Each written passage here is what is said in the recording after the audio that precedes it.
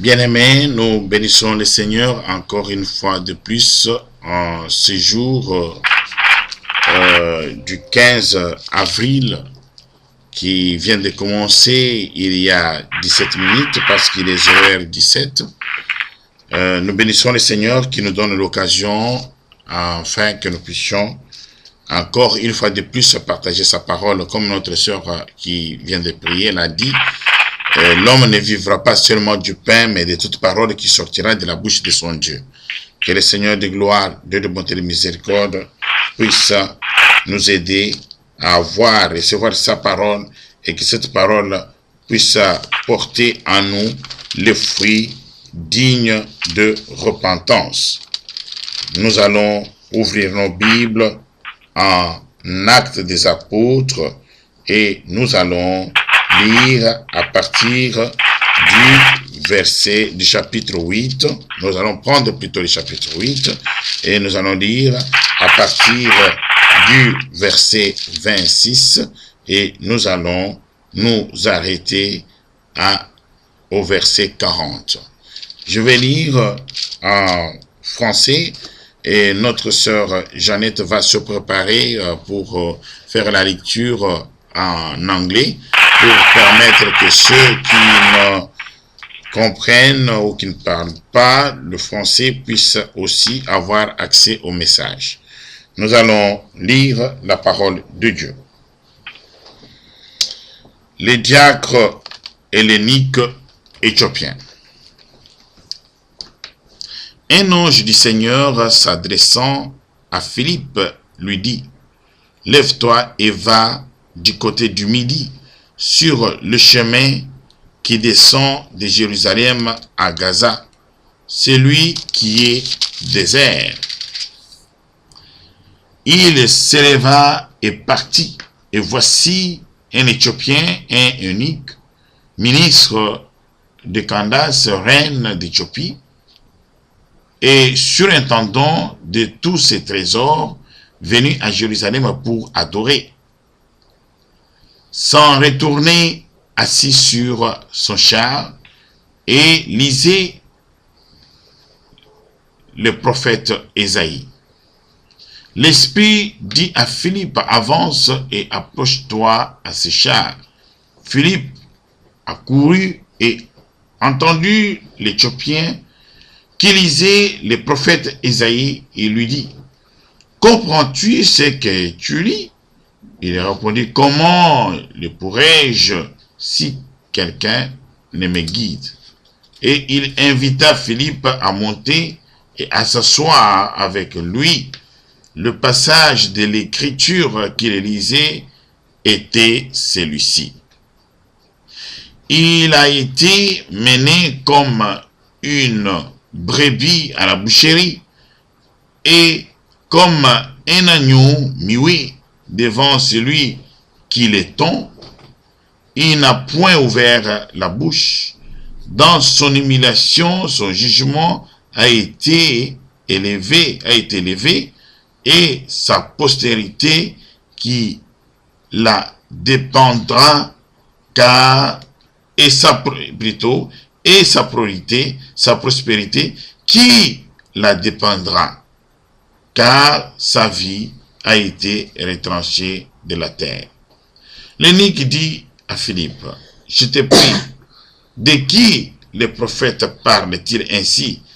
Est-ce de lui-même ou de quelqu'un d'autre? » Alors Philippe, ouvrant la bouche et commençant par ce passage, lui annonça la bonne nouvelle de Jésus. Comme ils continuaient leur chemin, ils rencontrèrent de l'eau. Et l'eunuque dit: « Voici de l'eau. Qu'est-ce qu'un pêche que je sois baptisé? » Philippe dit: « Si tu crois de tout ton cœur, cela est possible. » L'eunuque répondit: « Je crois que Jésus-Christ est le Fils de Dieu. » Il fit arrêter un char. Philippe et l'eunuque descendaient tous les deux dans l'eau, et Philippe baptisa l'eunuque. Quand ils furent sortis de l'eau, l'Esprit du Seigneur enleva Philippe, et l'eunuque ne le vit plus, tandis que, joyeux, il poursuivait sa route. Philippe se trouva dans Azote, d'où il allait jusqu'à Césarée, en évangélisant toutes les villes par lesquelles il passait. La parole de Dieu. Amen. Amen. Acts 8, 26 to 40. Philip and the Ethiopian official. An angel of the Lord said to Philip, "Get ready and go south to the road that goes from Jerusalem to Gaza." This road is not used nowadays. So Philip got ready and went. Now an Ethiopian eunuch, who was an important official in charge of the treasury of the Queen of Ethiopia, was on his way home. He had been to Jerusalem to worship God and was going back home in his carriage. As he rode along, he was reading from the book of the prophet Isaiah. The Holy Spirit said to Philip, "Go over to that carriage and stay close to it." Philip ran over and heard him reading from the book of the prophet Isaiah. He asked him, "Do you understand what you are reading?" The official replied, "How can I understand unless someone explains it to me?" And he invited Philip to climb up and sit in the carriage with him. The passage of the scripture which he was reading was this: "He was like a sheep that is taken to be slaughtered, like a lamb that makes no sound when its wool is cut off. He did not say a word. He was humiliated, and justice was denied him. No one will be able to tell about his descendants, because his life on earth has come to an end." The official asked Philip, "Tell me, of whom is the prophet saying this? Of himself or of someone else?" Then Philip began to speak, starting from this passage of scripture. He told him the good news about Jesus. As they were traveled down to the road, they came to a place where there was some water. And the official said, "There is some water. What is to keep me from being baptized?" The official ordered the carriage to stop, and both Philip and the official, went down into the water, and Philip baptized him. When they came out of the water, the Spirit of the Lord took Philip away. The official did not see him again, but continued on his way, full of joy. Philip found himself in Azotus. He went on to Caesarea, and on the way, he preached the good news in every town. The word of God. Amen. Amen. Amen. Amen. Que le Seigneur bénisse sa parole au milieu de nous et que son esprit puisse nous assister. Bien-aimés en Christ, je vous salue au nom du Seigneur Jésus-Christ. Vous qui nous suivez par le moyen des DVD ou par le web, et vous qui êtes avec moi en ce moment où ce message est en train de se passer. Que Dieu de gloire nous bénisse et qu'il nous assiste dans son amour et dans sa miséricorde. Bien-aimés, nous continuons à faire notre étude sur les livres des Actes des Apôtres. Et nous avons pensé que c'est un livre très important parce que ce livre va nous montrer comment les apôtres ont marché, quelle est la foi à laquelle, quelle est la doctrine qu'ils ont répandue, afin qu'à notre tour, nous puissions, n'est-ce pas, suivre, vérifier si la doctrine que nous avons est la même que celle des apôtres. Beloved in God's name, name, I salute you. All of you are following me from the web or those who are with me praying. I salute you in the name of our Lord Jesus Christ. May the peace of our Lord be among us. Beloved, we continue to do our teaching in the Act of the Apostle. We chose to read this book because it's very important for us who are called disciples of Jesus Christ. We have to see if the doctrine we're following is the same as the doctrine the disciples of Jesus have followed. So we have to check the scripture and see if what we are doing is the same as what the disciples has done.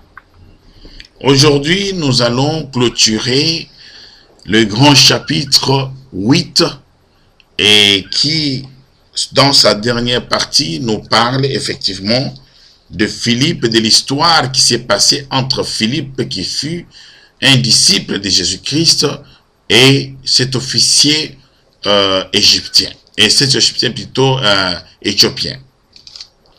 Today we're going to conclude our chapter 8. And today the part we are reading is the story about Philip, who was the disciple of Jesus Christ, and the Ethiopian official. Et nous voyons que Philippe, ayant reçu le message divinement de l'Éternel, les dirigeant vers l'eunuque éthiopien qui, en ce moment-là, était en train de lire les livres de prophète Ésaïe. And beloved, we see here, Philip has received the message from God to get ready. So he will be in a mission to go south. God told him to get ready and to go south, where he will meet the unique Ethiopian who was in his way from Jerusalem to Ethiopia. Et effectivement, quand Philippe s'est dirigé là où l'ange de l'Éternel lui avait recommandé, et il a trouvé cet eunuque éthiopien qui était en train de lire ses livres et qui ne comprenait pas le sens.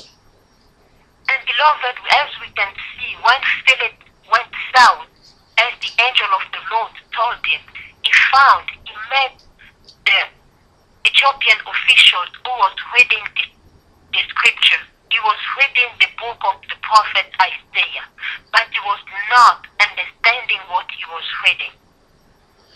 Et nous pourrons retrouver cela dans le verset 30 et le verset 31.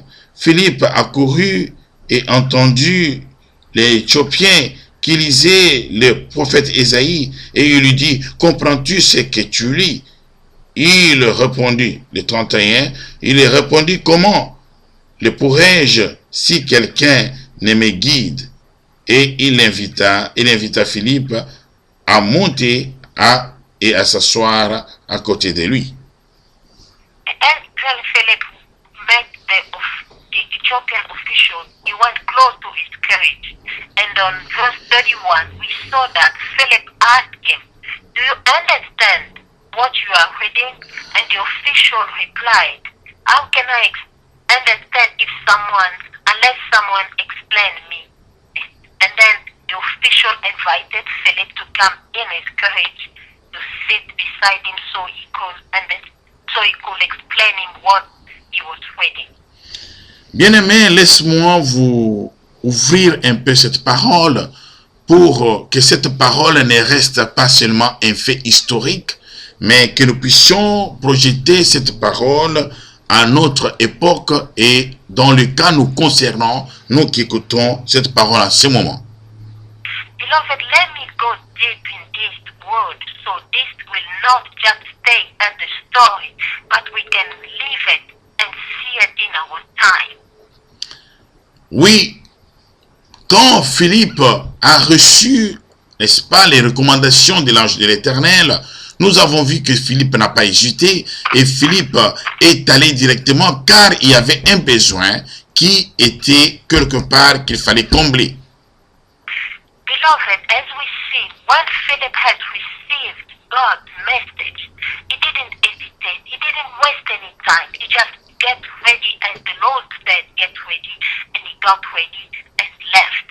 Because there was some need where go where God was sending him.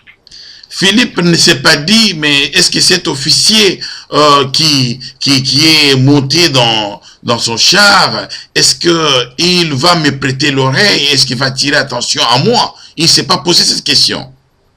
Beloved, Philip didn't ask any question. He didn't take time to bother himself asking question if this is going to be possible, if this official is going to listen to him, what will happen. He didn't take time to think or to ask a question. He just did as the angel of the Lord asked him to do.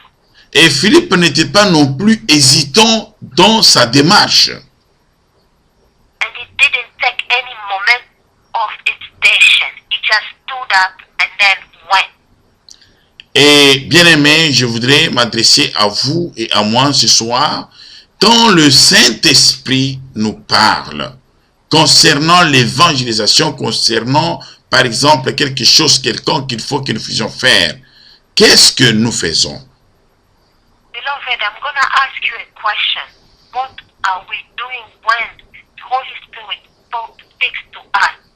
What are we doing? Are we following what the Spirit is asking us to do, or we asking questions, or we spending time to think about it and to hesitate? Certaines personnes diront, mais comment nous saurons que c'est le Saint-Esprit qui nous parle? Je dirais, quand ta conscience te dicte ce qui est bon à faire, que ce soit pour toi, que ce soit pour ton frère, est-ce que tu hésites ou tu passes directement à l'action? Beloved, I'm going to ask you, some people can say how they can be sure it's the Holy Spirit who's speaking to them. But when your heart is telling you what to do, even for yourself, or to another brother, or to only a neighbor, what are we doing? Est-ce que nous dérobons quand, en face des instructions que notre conscience nous donne? Est-ce que trouvons-nous des excuses ou pour reporter ce que nous devons faire maintenant, ou soit nous rendons d'autres choses prioritaires par rapport à ce que notre conscience nous dicte? Are we taking excuses for not doing what our heart is asking us to do? Or we taking our prayer priorities as important for what God is asking us to do? How are we dealing with that when we heard, when the Holy Spirit is talking to us, when God is asking us to do something? Are we taking excuses for not to do what the Holy Spirit is telling us? Laisse-moi vous dire que la Bible déclare que le royaume de Dieu est réservé aux violents. Ce n'est que les violents qui hériteront le royaume des cieux. Beloved, let me tell you this. The kingdom of God belongs to those who are violent in the word of God, those who are doers. We have to listen to the word of God and make it in practice. We have to be those who do the will of God. Et la parole déclare aussi ce que tu dois faire. Fais-le. Ne le reporte pas. Qui te dit que tu vivras après ces heures-là? Beloved, the word of God says, whenever we have opportunity to do something good for our lives, we have to do it because we do not know. Nobody knows how long his life will be. Ça, c'est ce qui concerne du côté de Philippe. This is what Philip did. Maintenant, The message of God. Passons du côté de l'eunuque éthiopien. Now we're going to talk about the Ethiopian official. Bien-aimé, quand l'eunuque éthiopien a reçu la question de Philippe et l'a invité ainsi de pouvoir lui faciliter la compréhension du livre qu'il lisait, nous voyons qu'il était préparé pour recevoir le message que Philippe lui a amené. Beloved, as we can notice here, when Philip asked question to the Ethiopian official, he was ready. He was open up to listen to somebody else. So he wasn't hiding by himself. He said he wasn't understanding. So needed someone to explain him so he can understand what he was reading. Bien-aimé, ce soir, je viens prendre chez toi la place de Philippe. Cette nuit, plutôt, je dirais, nous sommes à des heures très tard de la nuit et nous nous exerçons à venir auprès de vous, vous apporter ce message pour que vous puissiez, vous et nous, être sauvés. Est-ce que vous réservez à cette parole une place qu'il faut ou vous cherchez à pouvoir, n'est-ce pas, contredire cette parole par rapport à tes croyances? Beloved, tonight God is using me as Philip for you who are listening to me, so we all can be saved. And how are you going to receive this word from God? Are you going to use your mind? Are you going to use your knowledge or what you believe in it? Beloved, are you open to listen to what God is going to say to you tonight?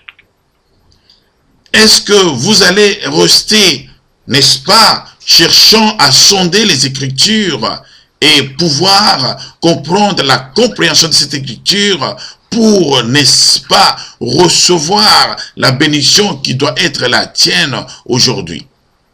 Beloved, are you going to stay stubborn to what you know, or you going to take time to check the Scripture and make sure what I'm telling you is what God is saying to you, so we can all be saved? La parole que l'unique Éthiopien lisait, c'était concernant le prophète Ésaïe. Je vous ai déjà dit plusieurs fois, Ésaïe fut un grand prophète qui a vu à travers les âges et qui a vu la venue du juste, puis qui venait pour sauver ainsi l'humanité. Beloved, the scripture the Ethiopian official was reading was about the book of the prophet Isaiah. And many times I told you that God used the prophet Isaiah strongly. He used them in a powerful way.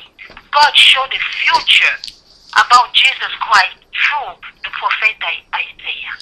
Je vous envoyerai lire Ésaïe 53 et vous pouvez lire tous les chapitres. J'aime beaucoup ces chapitres.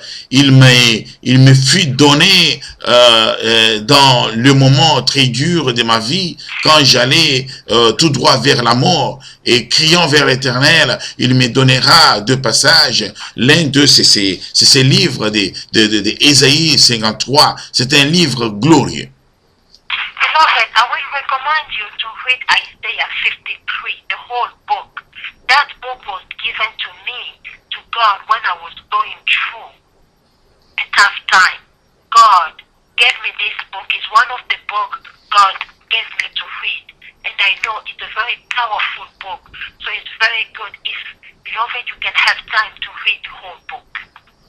Et ce passage parlait effectivement de Jésus-Christ qui était la brebis qu'on a amenée à la mort, qui n'a jamais ouvert sa bouche. Et une question grande était posée, qui allait s'occuper, n'est-ce pas, de la postérité de ces grands dieux, car il était mis à mort. Beloved, this book is talking about Jesus Christ as the sheep that is being taken to be slaughtered. And the book says, like a lamb that makes no sound when its wool is being cut off, and he did not make any word. He was humiliated and denied by the justice. And no one will be able to tell about his descendant, because his life was going to an end. Et cette question était posée, qui dépendra alors la postérité n'est-ce pas, de cette brebis qui venait d'être, dont la vie venait d'être ôtée de la terre? And beloved, the question is, who will be the descendant of this sheep that was going to be cut off? That question is asked to us. Et Philippe avait un dilemme, parce que il ne savait pas si le prophète Ésaïe parlait de lui ou le prophète Ésaïe parlait de quelqu'un d'autre. Mais s'il parlait de quelqu'un d'autre, qui est ce quelqu'un d'autre dont le prophète Ésaïe parlait? And as we saw here in the book, the Ethiopian official did not understand what the prophet Isaiah was talking. He was talking about himself or he was talking about someone else.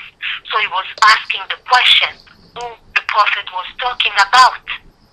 Et il demandait à Philippe de lui, il priait à Philippe de lui expliquer. Ceci signifie qu'il avait une attente dans son cœur de recevoir, n'est-ce pas, qu'est-ce la révélation sur ces paroles qu'il ne comprenait pas. Beloved, as you can see, the Ethiopian official asked Philip to explain him who the prophet was talking about, because he was so excited to know. He was starving to know, to have that knowledge. He did not want to stay in ignorance, but he wanted to know more about the word of God.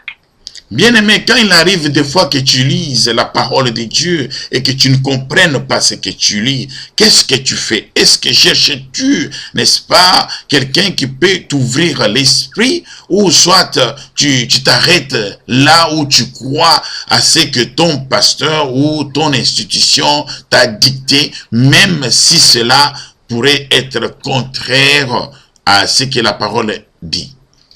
Beloved, what are we doing when we're reading the scripture that we do not understand? Are we looking for someone to explain it clearly to us?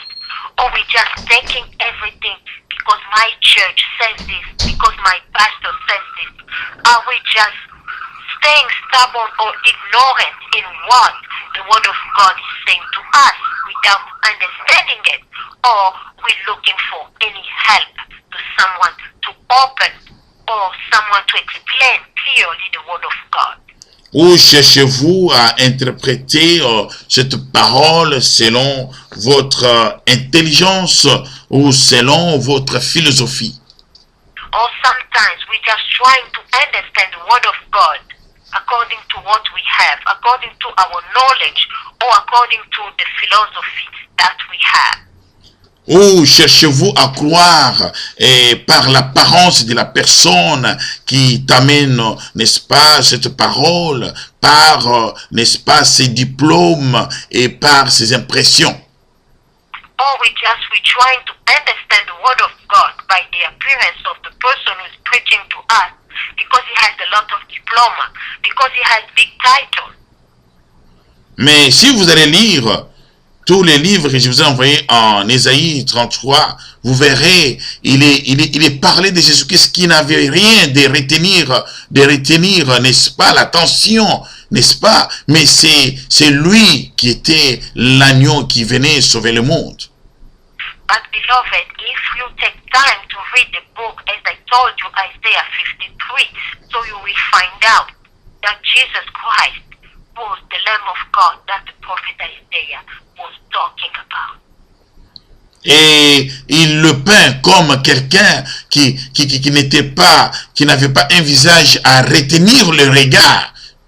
And he was not someone who was only looking on the faces of people. Et quand nous regardons Jean-Baptiste qui portait les peaux d'animaux, qui était dans le désert, je crois que si les gens de ce temps-là essayaient de regarder l'apparence de Jean-Baptiste, ils n'allaient pas recevoir le message que Jean les a menés.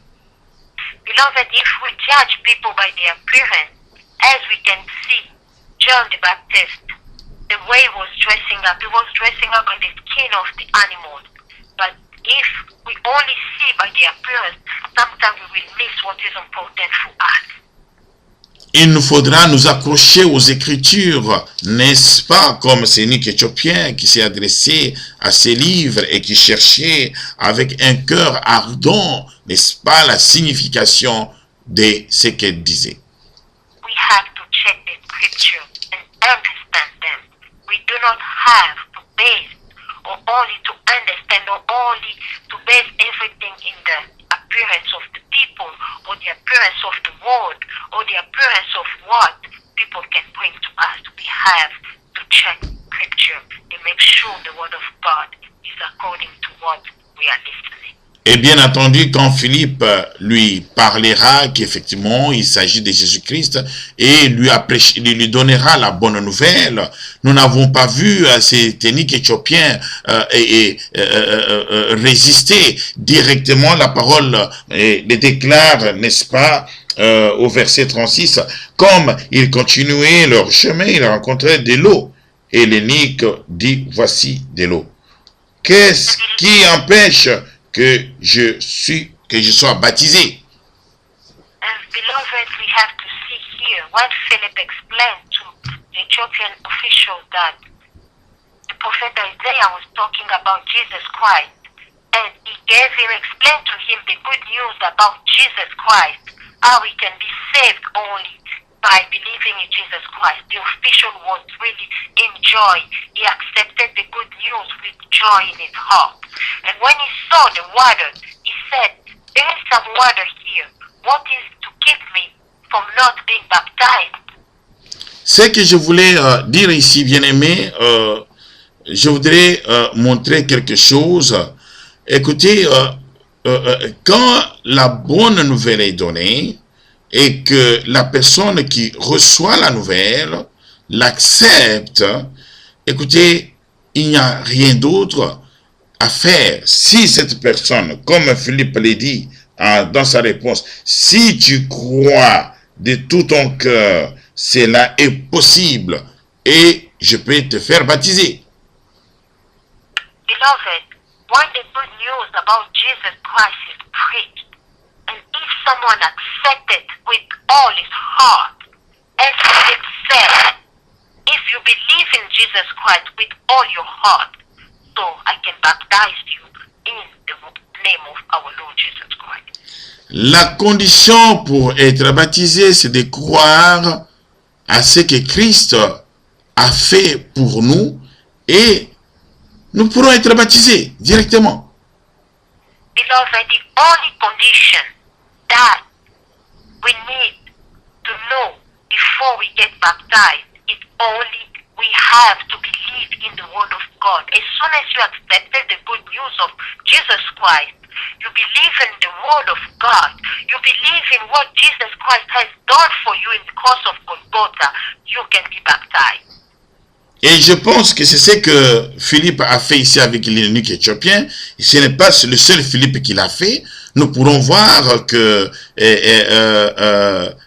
comment dirais-je, le jour de Pentecôte, les apôtres l'ont fait aussi. Le même jour, et la bonne nouvelle a été prêchée et les gens ont été baptisés. Beloved, as Philip did on the same day, because the Ethiopian official accepted the good news about Jesus Christ, so he baptized him in the name of our Lord Jesus Christ. And on the same way, on the day of Pentecost, the disciples did the same too. When they preached the good news to the people, when they accepted the good news of Jesus Christ, many were baptized in the name of our Lord Jesus Christ. Et nous voyons encore que quand Philippe était à Samarie, c'était la même chose, c'est la même méthode qui a été adoptée, n'est-ce pas? Dès que les gens ont cru, les gens ont été baptisés. And in the same way, when Philip was in Samaria, when he preached the good news about Jesus Christ, and the people, the believers accepted the good news, they were all baptized. J'ai appris que dans certaines églises, les gens doivent passer une année, soi-disant, je ne sais pas quoi, et il faut recevoir des enseignements, et je ne sais pas sur quoi, avant d'être baptisé. I heard in some churches, before people get baptized, they have to get a lot of teaching. They have maybe to spend a lot of time to study the Word of God. But this is not what the disciples were doing. They were preaching the good news. As soon as the good news has been accepted by the believer, they could be baptized in the name of our Lord Jesus Christ. Bien-aimés, si vous êtes dans une église, si vous croyez de tout ton cœur au Seigneur Jésus-Christ, et que vous avez besoin d'un baptême, et que votre pasteur, votre institution, vous oblige de passer à une série d'enseignements, bien-aimé, tu peux aller te faire baptiser là où tu peux avoir la possibilité. car nous devons être sur le pas des apôtres. Les enseignements ne sont pas mauvais, mais les enseignements peuvent venir après le baptême. Qui te dit que tu feras, toi, l'homme de Dieu qui fait attendre quelqu'un qui désire le baptême, tu le fais attendre pour une raison quelconque. Qui te dit que tu as le droit de le faire? Est-ce que tu sais que cette personne a combien de temps sur terre? Si cette personne mourait avant qu'il reçoive le baptême, savez-vous que vous allez porter cette responsabilité? Beloved, if you are in a church where you want to be baptized, but your pastor is asking you first to take the teaching for some period, you can go in any church, you can choose and get baptized. And I'm talking to the man of God who's giving you that law so people can wait first before they get baptized, because no one knows how long our lives on this earth are. No one knows the length of the time we're going to be in this world. So if something happens to a man who accepted Jesus Christ, but he didn't been baptized, if that person died today, everything will be on the account of the pastor. Ce qui peut être bon pour les pensées humaines, ça ne peut pas être bon pour Dieu. Mais nous devons suivre ce que les apôtres ont fait. Je ne suis pas contre les enseignements d'affermissement. Je ne suis pas contre. Mais je pense que on n'a pas, je n'ai pas vu nulle part dans les Écritures, là où les gens, avant d'être baptisés, n'est-ce pas, on leur a dit, vous devez passer ceci, cela. Parce que quand ces gens se baptisent, ils deviennent des enfants. C'est à ce moment-là qu'ils vont commencer à leur donner la nourriture. Les affermissements, je ne sais pas tous les enseignements que vous avez, ils peuvent les recevoir après. Mais parce qu'ils ont déjà cru, n'est-ce pas, à Jésus-Christ, le baptême n'est plus une barrière pour eux. Beloved, I'm not against the teaching, but I know as soon as we accepted Jesus Christ, we can be baptized. And the teaching will come after, because now we belong to the kingdom of Jesus Christ. So now we know we have to eat the bread of life. We have to eat the bread of life, the teaching of our Lord Jesus Christ. We can be baptized as soon as we accepted the word of God. Nous ferons ce que les apôtres ont fait, c'est ce que nous suivons. Nous n'avons pas à chercher une autre manière qui n'existe pas dans la Bible. Beloved, we are following what the disciples of Jesus Christ have done. We do not have to follow any other instruction that are not in the Bible. We are called disciples of Jesus Christ. We have to follow what the first disciples have done. Et nous voyons que Philippe a vu de l'eau. Quand on dit que Philippe a vu de l'eau, il a vu de l'eau naturelle. Et c'est dans cette eau qu'ils ont été baptisés. Et nous recommandons aussi aux enfants de Dieu, ne cherchons pas de facilité. Là où vous êtes, s'il y a de l'eau qui coule, l'eau naturelle, demande, n'est-ce pas, à ton pasteur d'aller te baptiser dans cette eau-là.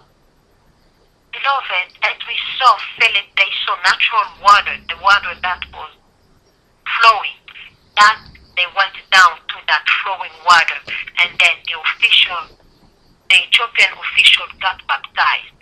So we will recommend to the children of God too, those who want to be baptized, do not find any easy way.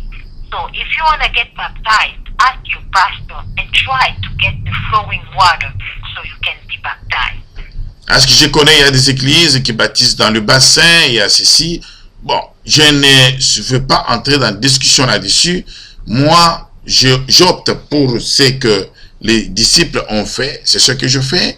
Et je pense que, et c'est ce que je recommande, et ce serait mieux de suivre leur exemple. Nulle part j'ai vu les disciples ont baptisé dans des piscines.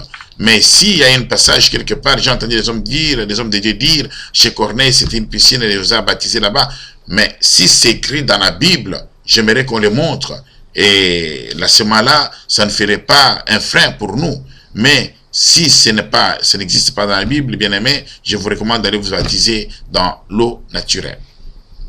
Beloved, I know some churches, they use the water in some bowls, or they use the pool. I'm not going to go I'm not going to debate about that. God knows. But for me, I want to stay with what is written in the Bible.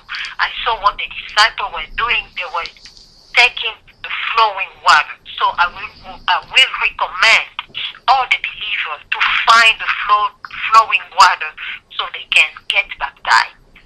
Et quand nous donnerons l'enseignement sur le baptême, vous comprendrez la différence entre l'eau qui coule, une eau naturelle qui coule avec une source, qu'avec une eau, n'est-ce pas, qui est conservée dans une piscine ou je ne sais pas qu'on amène, qu'on met. Vous comprenez qu'il y a une différence. Le baptême, ce n'est pas seulement un symbole comme certains le prétendent. C'est un acte de foi. C'est un acte, n'est-ce pas, grand. C'est un serment de l'alliance avec l'Éternel de gloire. Beloved, when we're going to talk about the teaching about the baptism, so we will understand the difference between the flowing water and the water from a pool. So we're going to explain that in deep. And I will talk about, I know there's a lot of difference between the flowing water and the water from the pool.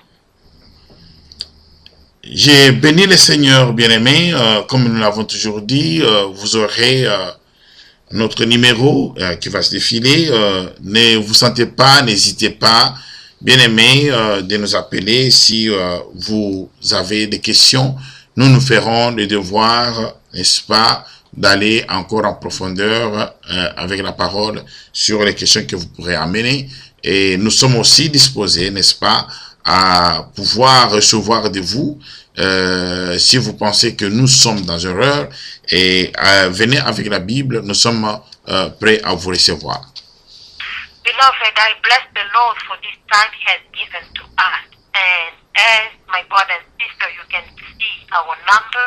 So anytime you have a question or anytime you have any comment, you can call us so we can talk about the Word of God and see how we can be saved. Even though sometimes if you do not agree with something I say, so no problem, we can always take time and find what the Bible says so we can all grow in the word of our Lord Jesus Christ and all can be saved. Et nous allons prier pour la parole. And now we're going to pray for the word of God. Et vous qui nous regardez par les DVD et par web, vous pouvez aussi, bien aimé, prier avec nous. And beloved, all of you who are connected with us, you can pray together with us. Prions. Let's pray. Seigneur, Dieu de gloire, Dieu de bonté, Dieu de miséricorde, nous venons en ce moment, au Dieu de gloire, avec cette parole. Nous voudrons, Seigneur de gloire, que toi, tu bénisses cette parole dans le cœur de chacun de nous. Ce qui n'est pas de toi, Seigneur de gloire, que ça puisse être ôté de nos cœurs, mais ce qui est de toi puisse être incarné en nous. Laisse que tu sois les grands enseignants au milieu de nous. Père de bonté et de miséricorde, nous te prions pour tes enfants, ô Dieu de gloire, qui vont écouter cette parole. Laisse que l'esprit qui était en éthiopienne puisse être, ô Dieu de gloire, mis dans leur cœur.